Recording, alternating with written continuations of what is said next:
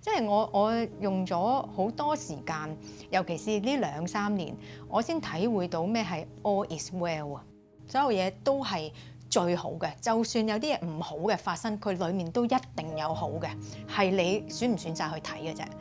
喺近期備受矚目嘅電影《爸爸》入面，谷祖琳飾演媽媽金燕呢個角色。戲入面佢係一位好太太、好媽媽，可以為家庭付出所有。但原來當初佢接拍呢個角色嘅時候，內心經歷過幾番掙扎。如果話我自己去為呢個角色做準備，我自己做咗好多心理調節，因為其實講緊即係呢個案啦。咁我自己都有個恐懼喺裏面嘅，好大嘅，好有 fear 嘅。咁啊，再更加我自己諗起嗰個案發當晚，我自己係好驚嘅。其實，咁所以我真係之前有考慮過，我未必 handle 到喎咁樣。咁但係因為我係屬於嗰種好入嗰種演員嚟嘅，即係我真係會覺得，我嗰日拍嗰日我都好覺得我係喺案發現場咁樣，所以我都驚咗幾日嘅其實。但係真係認真咁樣諗咗1-2日之後，咁就我覺得我係要面對我自己呢個 fear 咯，即係我要真係要夠膽去行入去嗰個恐怖嘅地獄裏面啊！我第一好相信我係嗰個媽媽啦，即係喺呢個前提之下，又唔係話要好深究究竟呢個女人係點。呢套戲裏面嘅媽媽係一個symbolic，係一個美好嘅象徵嚟嘅，所以佢見親我都係笑，我亦都希望爸爸回憶媽媽嗰陣時都係笑嘅。電影入面嘅媽媽面上總係帶住溫柔嘅笑容，而喺現實生活，谷祖琳亦都係一個開明嘅媽媽，對住2個女女從無大小之分。我係一個放養縱壞型，爸爸就好紀律，我就係比較同佢哋傾好多偈嘅，真係 friend 嘅，即係唔係嗰啲假 friend 嘅。以前即係我會成日咩都會幫佢處理咗啊，咁而家就唔會啦，而家就學識唔會啦。但係以前成日唔知成日俾一個好大嘅藉口自己咧，就話唉算啦，咁女第時佢可能個男朋友即係 touch wood 啊，對佢好梗係好啦，咁有 50% 係對佢唔好嘅噃，咁樣咁我應該喺呢個時候盡量錫佢咁樣。咁第時如果個男朋友對佢好，老公對佢好，咁咪正咯。對佢唔好咁佢都記得我屋企係好錫佢咯，咁樣。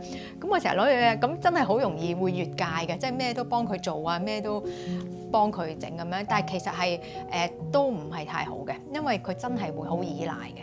咁而家就慢慢會收翻呢樣嘢啦，因為咧我太冇地位啦喺屋企，即係唔係地位啊，即係太 friend 啊，嗰個係根本係 level，佢就變咗好多嘢都唔驚，但係爹哋喺度佢會驚。總之爹哋喺度佢會有一個氣場，佢係會檢點啲嘢啊，坐好啲啊咁樣。咁呢個唔好咩？呢個係好㗎，但係爹哋就唔係鬧佢嘅，冇嘅。但係佢知道爹哋話唔得就唔得㗎啦，冇得嗌嘅咁樣。我就係咧，佢都唔使問你㗎啦。但係佢知道爹哋係一個防線啦，爹哋係不能超越㗎咯。我哋今個禮拜日一定要去邊度飲茶咁樣，例如係咁樣。咁你通常就我唔想去啊，即係如果係我咁樣。但係佢知道爹哋一講咧，佢就都唔會講話唔想去，因為佢知道係冇得唔去咯。我覺得佢都係嚴咗啲，咁但係我覺得所有嘢嘅發生都係好嘅。我唔可以用我嘅尺去，如果你能夠同啲女 friend 啲咪好咯咁樣，呢個係我嘅睇法啫嘛。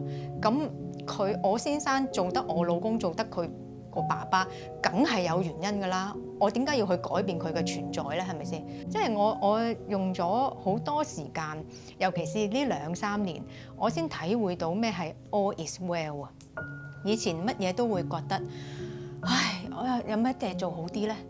如果係咁就好啦。點解唔咁樣咧？